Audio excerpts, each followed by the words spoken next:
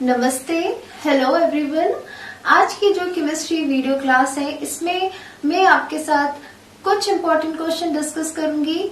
Unit number 9 coordination compound उप सह संयोजन यौगिक चैप्टर का नाम है और इसमें हम जो कुछ इम्पोर्टेंट क्वेश्चंस आपके असाइनमेंट में पूछे गए हैं उसका आंसर देखेंगे कि किस तरीके से हम उसे सॉल्व कर सकते हैं।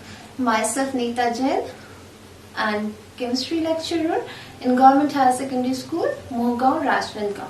तो जस्ट हम देखते हैं कि क्या है हमारा फर्स्ट क्वेश्चन। यूनिट नंबर 9 से है, आपका असाइनमेंट है फेब का। ये एक कोऑर्डिनेशन कंपाउंड है, ठीक है। उप सह संयोजन यौगिक, यूपेक नाम लिखना है इस कॉम्प्लेक्स का।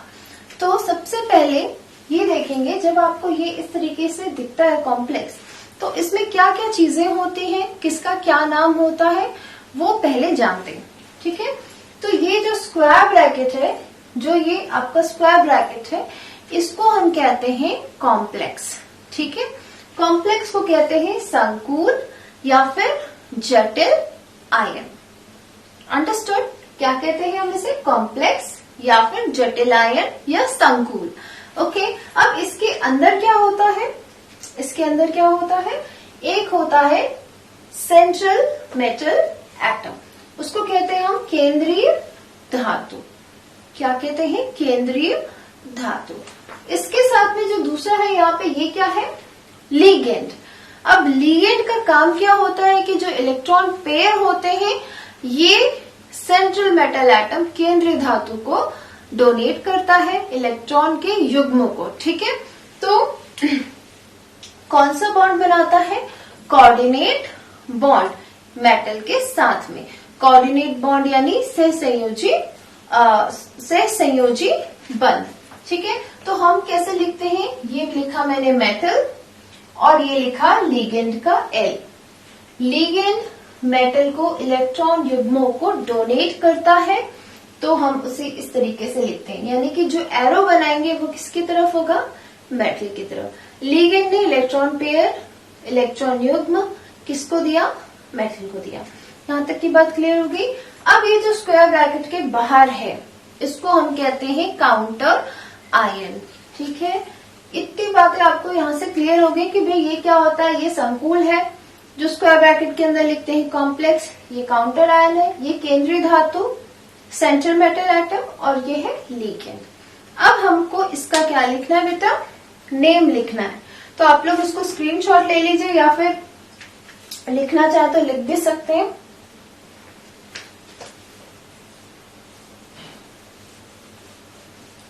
केंद्रीय धातु का हमें क्या फाइंड करना होता है? Oxidation number. क्या फाइंड करना होता है? Oxidation number. ऑक्सीडेशन नंबर यानी ऑक्सीकरण संख्या। तो हम उसे कैसे फाइंड करते हैं ये देखिए। ऑक्सीकरण संख्या, ऑक्सीडेशन नंबर किसकी फाइंड करनी है? केंद्रीय धातु की। तो हमने क्या मान लिया कि जो केंद्रीय धातु है उसकी ऑक्सीडेशन नंबर क्या होगी? एक्स है, ठीक है। तो ये मैंने मान लिया एक्स। अब यहाँ पे देखो पोटेशियम लिखा है। Potassium group number 1, valency +1। तो इसकी वैलेंसी क्या होती है?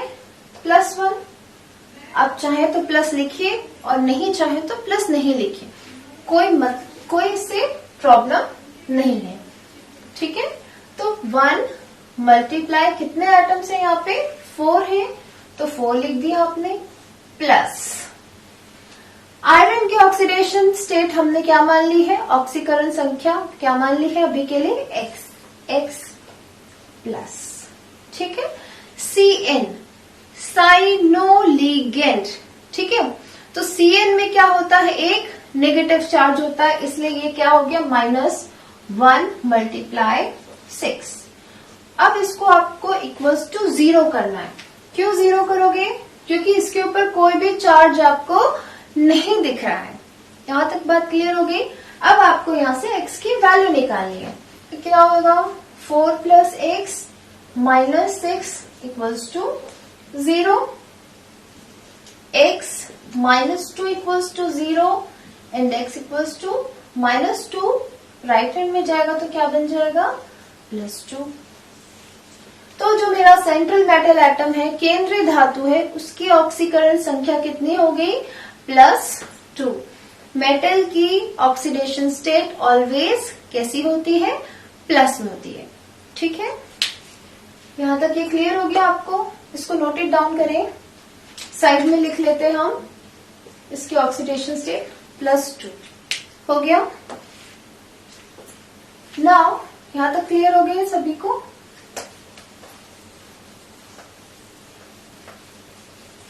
अब यहां से एक इम्पॉर्टेंट चीज समझनी है, वो ये है, देखो ये कॉम्प्लेक्स के बाहर का आयन था, ठीक है।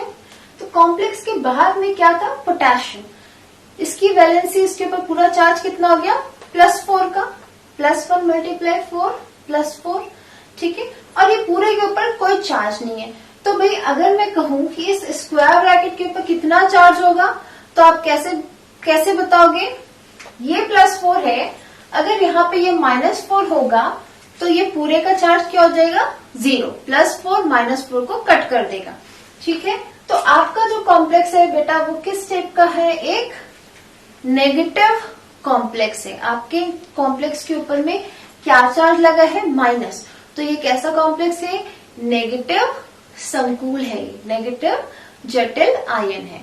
अब अगर कभी नेगेटिव जटिल आयन होता है तो जो भी केंद्रीय धातु होती है उसके नाम के पीछे में क्या लगेगा 8, जैसा इसका नाम क्या हो जाएगा फेरेट, ठीक है। जितने भी लिगेंड होते हैं जो कि नेगेटिव चार्ज रखते हैं उनके पास क्या नाम होता है, जैसे साइनो या साइनिडो, क्लोरिडो, ब्रोमीडो, इस टाइप से। यहां तक बात क्लियर हो गई। अब ये नेगेटिव है और इसके ऊपर कितना चार्ज था +4 का पॉजिटिव।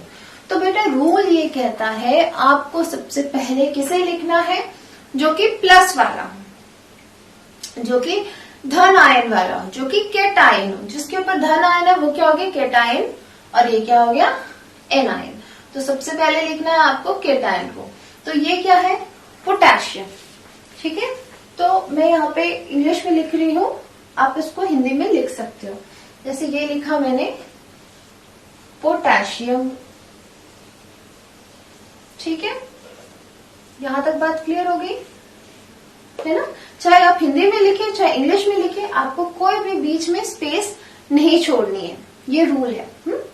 इसके बाद अब आपको किसका पार्ट लिखना है, एन आयनिक पार्ट, यानी संकुल को अब आपको नेमिंग करना है। तो इसमें क्या होता है, पहले आपको क्या लिखना है, जो लिगेंड है उसके बाद में आपको केंद्रीय धातु को लिखना होता है। तो लिगेंड में आ जाओ, यहाँ पे 6 है, ठीक है। तो 6 को हम क्या कहते हैं हेक्सा, तो ये लिखा मैंने HEXA, ठीक है, हेक्सा यानी 6। अब Cn है और चूंकि ये नेगेटिव लिगेंड होता है इसका नाम हो जाएगा साइनो, साइनो कह दो, साइनिडो लिख दो, दोनों सही है, ठीक है।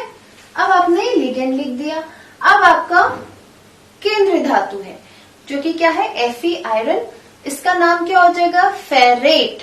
क्यों AT लगा दिया आपने, बिकॉज ये जो आपका संकुल है ये कैसा चार्ज कैरी करता है -4 का। तो यहां से आपने लिख दिया फेरेट, ठीक है। अब आपको क्या लिखना है, इसकी ऑक्सीकरण संख्या, इसकी ऑक्सीडेशन नंबर। तो वो आप कैसे लिखोगे रोमन में। यहां तक क्लियर हो गया।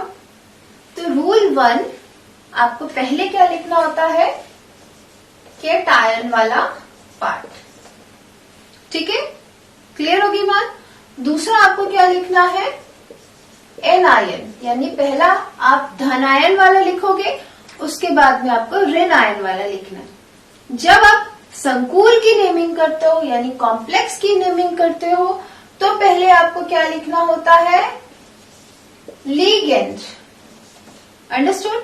पहले आप क्या लिखोगे लिगेंड लिखोगे, और लिगेंड के बाद में आपका क्या आएगा सेंट्रल मेटल एटम यानी केंद्रीय धातु। यहां तक बात क्लियर हो गई। दूसरे क्वेश्चन पे आते हैं।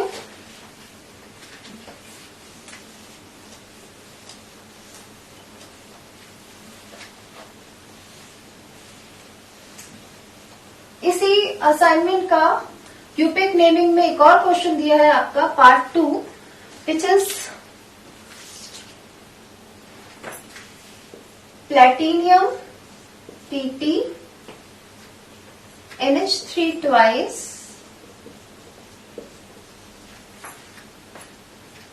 Cl2। अब ये एग्जाम्पल देखिए, इसमें संकुल क्या है, स्क्वायर ब्रैकेट वाला, केंद्रीय धातु क्या है, प्लैटिनम, और लिगेंड क्या है, NH3, ठीक है। और काउंटर आयन यहाँ पे Cl है। अब ध्यान देना, ये संकुल के बाहर है Cl, तो इसका नाम क्लोराइड होगा, ये क्लोरिडो नहीं होगा। अगर ये संकुल के अंदर होता Cl और एज अ लिगेंड काम करता तो मैं इसका नाम लिखती क्लोरिडो, ठीक है। यहां पे देखो Cl, समझना इस चीज को, Cl के ऊपर कितना चार्ज हो गया, क्लोराइड, क्लोरीन है तो -1 का, तो -1 इंटू 2 ये कितना चार्ज कैरी करेगा, -2।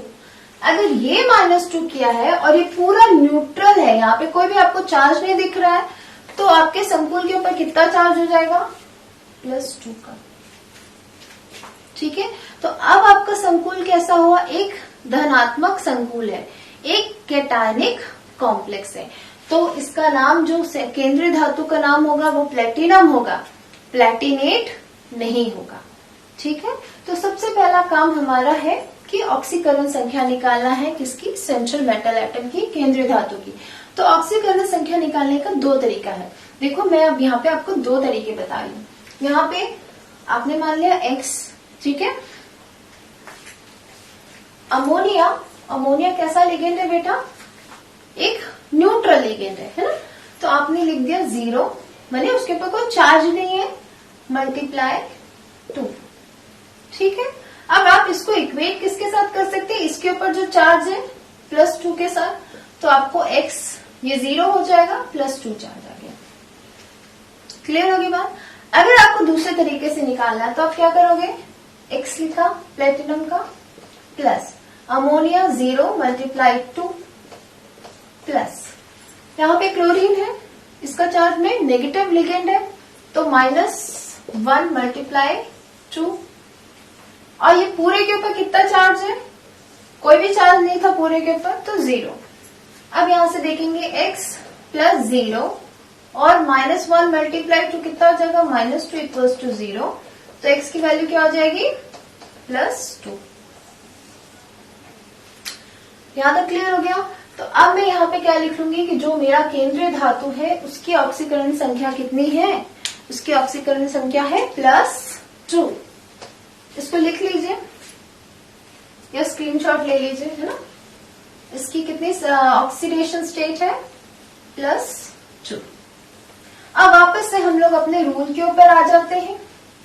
रूल ये कहता है पहले मुझे क्या लिखना है, कैटायन, और बाद मतलब पहले हमको धनात्मक वाला लिखना है, बाद में एनायन वाला लिखना है। तो पहले देखो इसमें धनात्मक वाला क्या है, आपका संकुल है, कॉम्प्लेक्स है, और ऋणात्मक वाला क्या है, आपका काउंटर आयन है जो बाहर में है। सेकेंड रूल ये कहता है अगर मैं संकुल को नेमिंग लिखती हूं तो पहले मुझे क्या लिखना है, लिगेंड का नाम लिखना है, ठीक है। तो स्टार्ट करते हैं। 2 को मैं क्या लिखती हूं, डाई, DI, डाई मतलब क्या होता है, 2। ये क्या है, NH3 अमोनिया, ठीक है ना। तो हम इसका नाम क्या लिखेंगे, अमाइन, ठीक। यहां तक क्लियर हो गया, डाई अमाइन। अब आ जाओ केंद्रीय धातु के पास, ये क्या है, प्लेटिनम, है ना। तो अब आपका ये जो संकुल था ये कैसा था, धनात्मक संकुल था, कैटायनिक कॉम्प्लेक्स था, इसीलिए इसका नाम क्या हो जाएगा, केवल प्लेटिनियम। ध्यान देंगे कभी भी हम शब्दों के बीच में स्पेस नहीं देते हैं, ठीक है।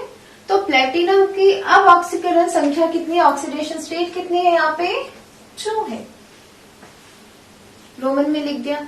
ये हो गया आपका कैटायनिक पार्ट। अब आ जाओ आप एनायन वाली जगह। तो यहाँ पे क्या है, Cl है, तो इसका नाम क्या हो जाएगा, क्लोराइड। केवल आप क्या लिखोगे, Cl क्लोराइड। क्लियर होगी बात, क्लोरीडो नहीं लिखोगे। अगर Cl संकुल के अंदर में होता तो उसका नाम क्लोरीडो होता। Cl कहाँ पे है, संकुल के बाहर में है, इसलिए इसका नाम हो गया क्लोराइड। लिख लीजिए इसे। तो आई होप स्टूडेंट्स ये वीडियो आपको क्लियर आउट हुआ होगा, आपको समझ में आया होगा। Thank you everybody, and please आप अपने फ्रेंड्स के साथ में जो केमिस्ट्री के स्टूडेंट्स हैं क्लास 12 वाले, उनके साथ में इस वीडियो को शेयर करिए। इन केस आपको कोई डाउट है तो प्लीज कमेंट करके clear your doubts. Thank you everybody.